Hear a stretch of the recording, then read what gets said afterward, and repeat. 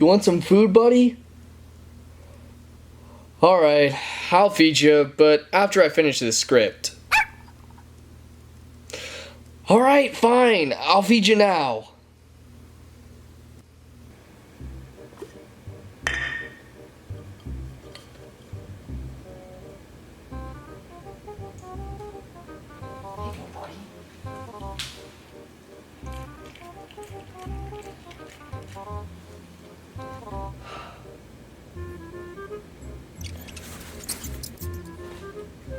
Was that a fucking mouse?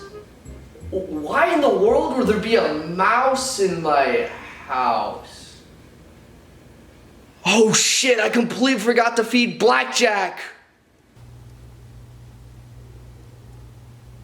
This is bad. Like, really bad.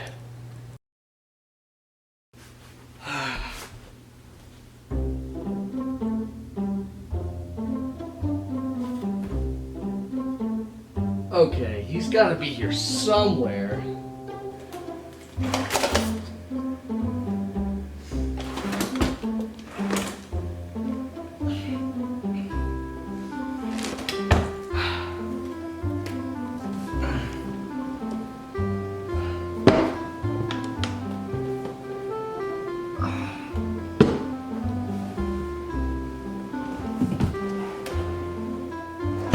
Damn it! How the hell have I not found him yet? Blackjack is more evasive than Miklash host of nightmares. Speaking of Bloodborne, I've been meaning to talk about my thoughts on my favorite Bloodborne bosses. I've been meaning to make this video for quite some time now, so this would be the perfect time to finally tackle this topic. Bloodborne is full of amazing fast-paced boss fights that make you have to think on your feet. Unlike Dark Souls, Bloodborne relies more on being aggressive and getting as many attacks in as you can rather than being defensive and attacking whenever you have an opening. This is really refreshing for me because I'm definitely a more aggressive player when it comes to combat, so designing boss fights that rely on you being aggressive is right up my alley. However, before I get into the list, let me quickly go over the rules. 1. I will not be including any Chalice Dungeon bosses on my list since I want to eventually make a separate video on that topic. And 2, this list is my opinion. So if someone sees a boss on here that they don't agree with, or have a boss that they feel like should have been on the list, then they can calmly let me know in the comments below. With that in mind, let's talk about my top 5 favorite Bloodborne bosses.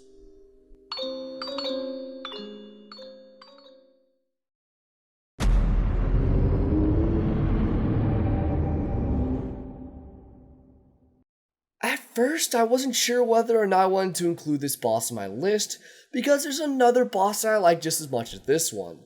However, after I went back and got to fight Lawrence the First Vicar again, I can safely say that I think his fight is better than the Shadows of Yharnam. At first, I actually didn't like Lawrence's fight because I felt like it wasn't that special when compared to some of the other Bloodborne bosses. I believe this because I thought his fight just felt like a beefier version of the Cleric Beast, with the only major changes being an additional phase and some new fire-based attacks. Obviously, I don't think this anymore because despite him looking a lot like the Cleric Beast, his fight is actually vastly different from that one. While Lawrence does have some of the same attacks as the Cleric Beast, Lawrence's version of these attacks not only have fire properties to them that make them more of a threat, but they're also a part of some more complex and sometimes unpredictable combos that make these attacks feel completely different from the Cleric Beast's attacks. Additionally, Lawrence's attacks are much faster and hit way harder than the Cleric Beast's attacks. Okay, with that out of the way, let's talk about why I actually like this boss. Well, there are 2 main factors about Lawrence's fight that made me really appreciate his fight, being the atmosphere surrounding it and the fight itself. What makes the atmosphere for this fight so great is the music, the level layout, and the overall tone. I don't think I need to say that Lawrence has one of the best themes in Bloodborne for how fitting it is for Lawrence and his role in the story, and because of how wonderfully it is composed, making Lawrence's fight one of the more intense ones in the game. The level layout, while initially might not appearing to be good, considering how tight the space is for a boss of this size, in actuality is pretty good when you start to think about Lawrence's fight versus the Cleric Beast's one. While the Cleric Beast is fought on a somewhat narrow bridge, forcing you to stay close to him and staying on his back for a majority of the fight, Lawrence's arena is more spacious than the Cleric Beast's one, so you can't really rely on hugging his back as much, with this especially being the case for Lawrence's second phase of the fight, where he loses the bottom half of his body, in particular with the attack where he creates a huge pool of fire. Hell, the whole second phase is a polar opposite to the Cleric Beast fight, with you now having to stay in front of Lawrence because of the fiery trail he leaves behind as he moves around the arena. So while some might not like the layout of this arena, I believe that it's one of the better ones in the game that really utilizes Lawrence's moveset. Now, as for the fight itself, I think that Lawrence's fight is pretty difficult while at the same time being a fun challenge for those who enjoy the more difficult bosses in Soulsborne games. Like a majority of the bosses in Bloodborne, Lawrence's fight has a lot of variety with its gameplay, making it very replayable. But what makes Lawrence's fight so special is the fact that his second phase doesn't have a set time that it triggers like so many other bosses. So if you damage him enough for him to lose his bottom half, it doesn't necessarily mean he'll do it right off the bat, which I think is pretty damn cool and adds that much more replayability to his fight. As you can see, Lawrence's fight is definitely one of the more creative and special ones in the game, with its wonderful atmosphere, gameplay, and replayability. So the next time that someone says Lawrence is a lazily made boss that is a Cleric Beast ripoff, you can direct them to this video.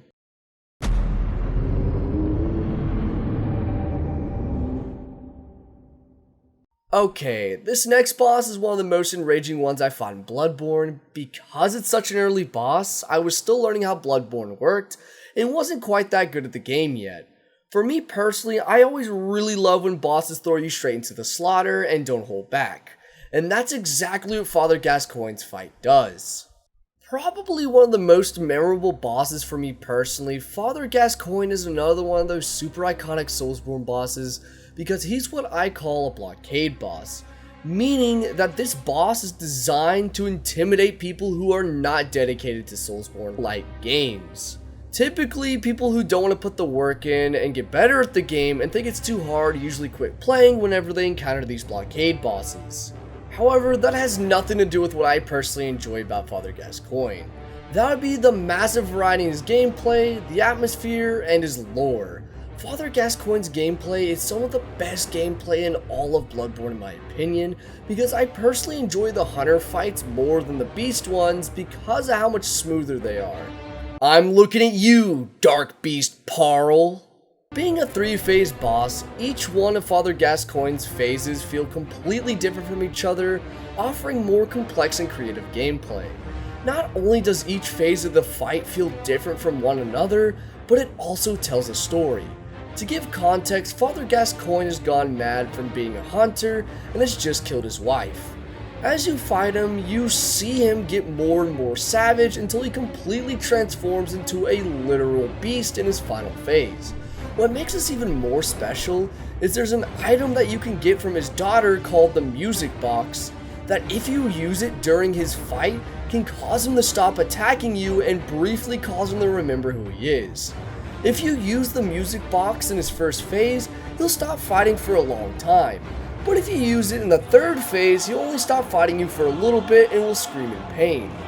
So not only is this a super cool concept, but it also makes you realize just how sad this fight really is, making it one of the more story-intensive fights in Bloodborne. And you could completely miss out on this experience if you don't explore the area and avoid the NPCs. In addition to Father Gascoigne having a great story and some diverse and fun gameplay, the overall atmosphere for this fight is spot on and makes the fight that much better. Let me start off with saying that the music for this fight is so fitting. This fight is a one-on-one battle to the death with two skilled hunters. The music is intense and dark, kind of almost sounding savage, which makes sense considering that this whole fight is Father Gascoigne's descent into madness. On top of the music sounding savage with a little presence of despair, the fight takes place in a graveyard. What makes it stand out to me personally is 1. The graveyard is full of gravestones that you can hide behind and add buffer between you and Father Gascoigne. And 2, the graveyard can be symbolism for Father Gascoigne and all the other hunters who lost their humanity and became beasts. What I mean by this is that the gravestones could represent all the hunters who were once human. Now, I could be wrong about this and looking too deeply into it, but I have a feeling I might be on the right track considering how deep and complex Bloodborne's story is. As you can see, Father Gascoigne is a super clever boss that has a lot going for him, even if he is one of the most infuriating bosses in Bloodborne.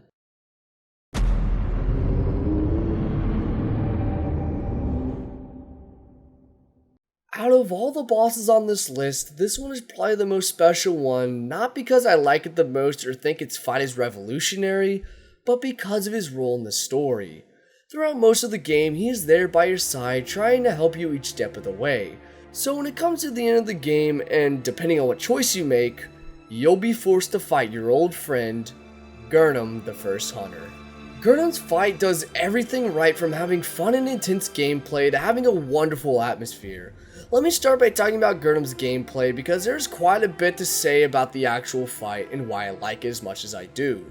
Well, for starters, unlike the previous 2 bosses on my list, Gurnam hasn't gone mad, and this is definitely reflected in his gameplay. His attacks and movesets are precise and articulated, which makes sense considering he's the first hunter. I think what makes Gurnam feel like such a unique boss is the fact that unlike the other hunter bosses, he actually feels like a real hunter that doesn't have any special powers or gimmicks.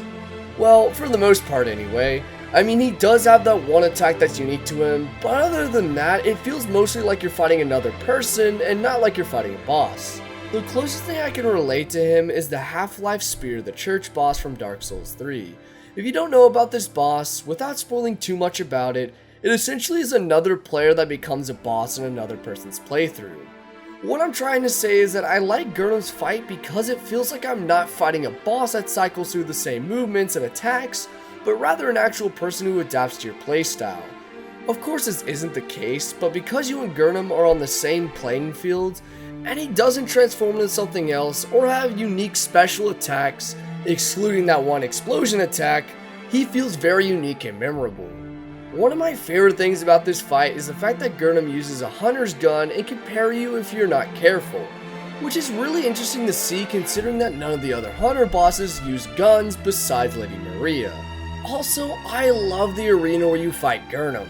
It is by far my favorite arena in all of Bloodborne because it's spacious while at the same time being breathtaking, especially when contrasted to the dream world that's now in flames. On top of that, it has a lot of significance to the player since it's a part of the dream world. This and the moon presence are the only fights in all of Bloodborne that take place in the dream world, which is pretty cool considering you've been told throughout the entire playthrough that the dream world was a safe place. Gurnam the First Hunter's fight will always be one of my favorite fights in Bloodborne because of how simplistic but fun it is while at the same time testing all the skills you've acquired throughout your playthrough of Bloodborne.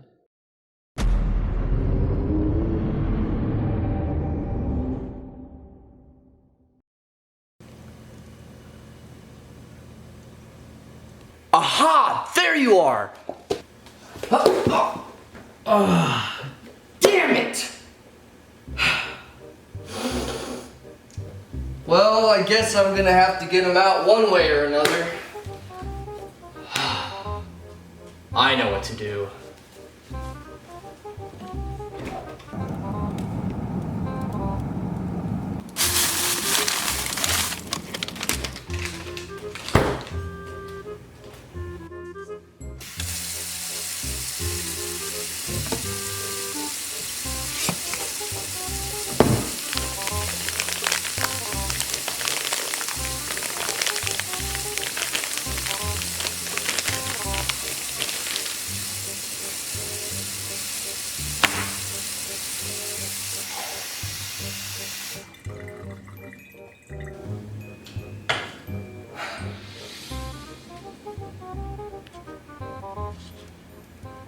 Well, I guess I have some time to kill until this thing thaws out.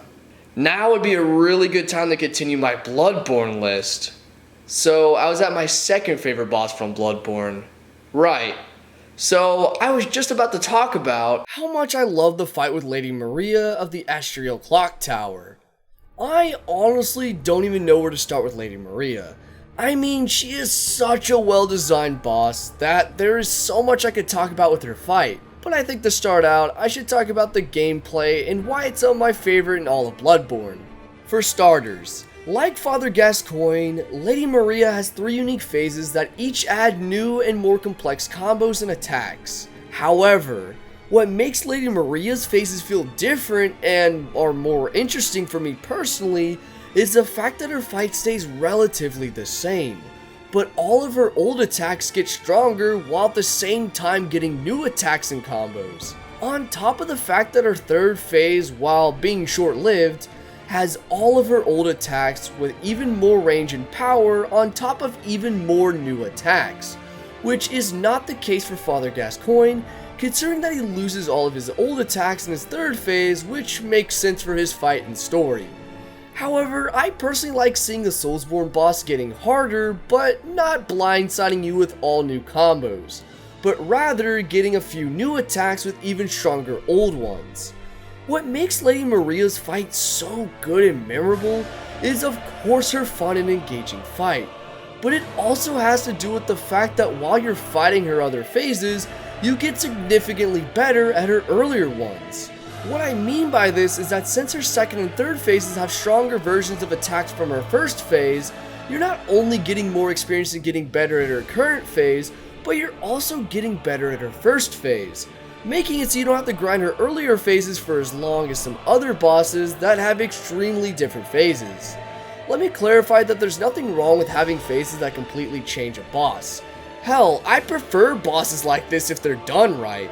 It's just nice to see a boss like Lady Maria where her phases aren't different but rather harder versions of previous ones.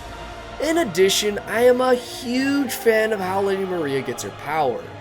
Unlike any other boss in Bloodborne, Lady Maria gets her power from drawing out her own blood, similar to the Shikage sword, which is very fitting for Bloodborne and is a treat for the eyes, being a very visually pleasing fight.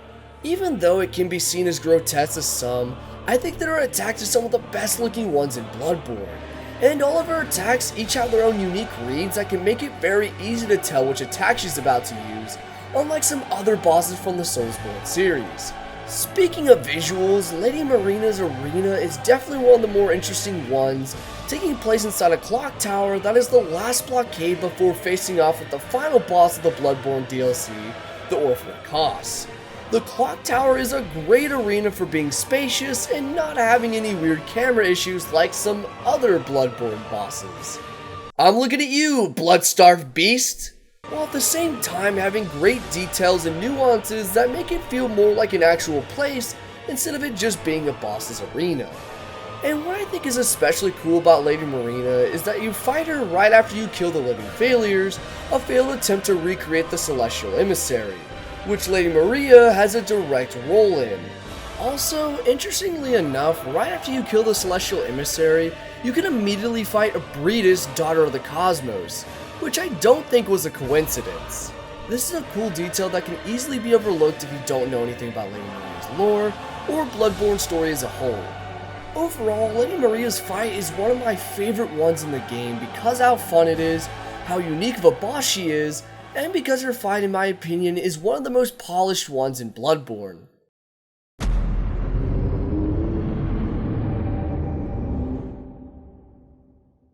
Okay, so if you've seen my video where I rank every single boss in Bloodborne, then you already know exactly who my favorite boss is. But if you haven't seen that video, then let me just say that everything about this boss is truly amazing. I love everything from its atmosphere to its gameplay. Hell, I even love its design, even if it is one of the more disturbing and disgusting atrocities in the game. I mean, there isn't any other boss in Bloodborne that comes close to how great Ludwig the Accursed and the Holy Blade is. Anyone who has ever played Bloodborne has probably heard of this boss.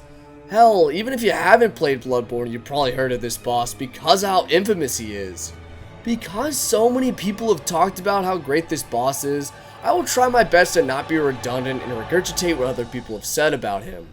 So with that being said, let's talk about why I like Ludwig the Accursed and Holy Blade so much. One of the most iconic things about Ludwig's fight is the fact that unlike any other boss on this list, and in Bloodborne, he goes from being a savage beast in the first phase to gaining his sanity back in the second one. So essentially Ludwig's fight is a weird hybrid between beast-like bosses like Dark Beast Parl, Cleric Beast, and the One Reborn, and hunter bosses like Father Gascoigne, Lady Maria, and Gurnam. As y'all know by now, I prefer hunter fights over beast ones because I think those fights are more fun and complex, so I think it's great to see a beast that fights like a hunter and a beast. Both of these phases feel completely different from each other, not just because he goes from fighting like a beast to a hunter, but because the way he attacks and combos is more articulated in his second phase since he thinks like a hunter again. Out of the two phases, I personally prefer the second one since the reads are more clear, his attacks are more diverse and flashy, and he is way more manageable to deal with unlike his first phase. I personally have a harder time with beast bosses, and Ludwig was no exception, being the hardest beast boss in the game. Now, I'm not saying I dislike his first phase by any means. In fact, I actually love the first phase of this fight because it's one of the few beast bosses that doesn't have any bad camera issues, has a bunch of unique and bizarre attacks that aren't super basic, and still maintains the sporadic and unpredictable nature of beast bosses. So while I do prefer the second phase over the first one, it does not mean that I dislike it by any means. Okay, so now that you have a better understanding of why I like the combat and gameplay for this fight, let's talk about the atmosphere that this fight sets. Out of all the bosses in Bloodborne, Ludwig is by far the most terrifying and grotesque boss in the series with its unnerving cutscene, an area full of blood and corpses. There are some smaller details throughout this fight that makes Ludwig even more disturbing, like the fact that when he jumps around or tries to attack you, you can see the blood splash around his feet. What makes it so cool is that the blood isn't just a basic texture on the floor. The game developers gave life, or rather a lack of it, to the arena by having the player and Ludwig be able to make blood ripples and splash it around, which not only adds detail to the arena, but also raises the stakes of the fight since it makes all the people he's killed more apparent. Also, the music in this fight is some of the best music in all of Bloodborne, with him getting two different songs that represent each phase, with the first song sounding more disturbing and unnerving, while the second phase is more majestic and somewhat holy, since Ludwig has found his metaphorical light and hope. Overall, Ludwig's fight is simply amazing, with so much detail, charm, replayability, and being one of the best and most memorable experiences not just in Bloodborne, but in all of the ongoing Soulsborne series. Ludwig is by far the best thing about Bloodborne, and is one of the many reasons why I keep coming back to this amazing game. Alright, I think we're good to go.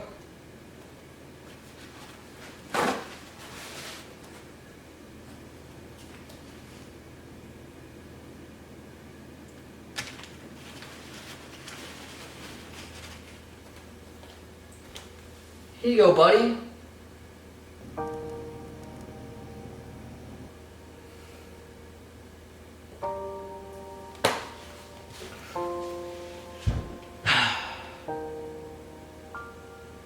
I'm so sorry. You know, I've just been so absorbed in my work recently that I've been pushing away the things I really care about. So from now on, I'm not gonna let work absorb me. I'm gonna take more breaks, and I'm gonna spend more time with you, buddy. I promise. And you too. Oh, come here.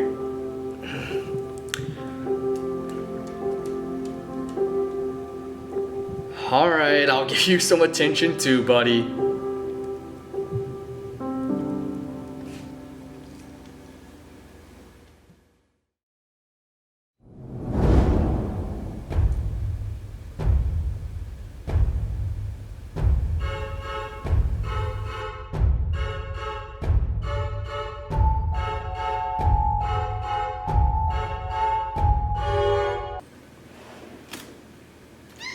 Leo, please stop making noise. Please? Please stop making noise. I love you. You know I love you. But shut the fuck up for like 3 seconds. Okay, come on. Leo, stop.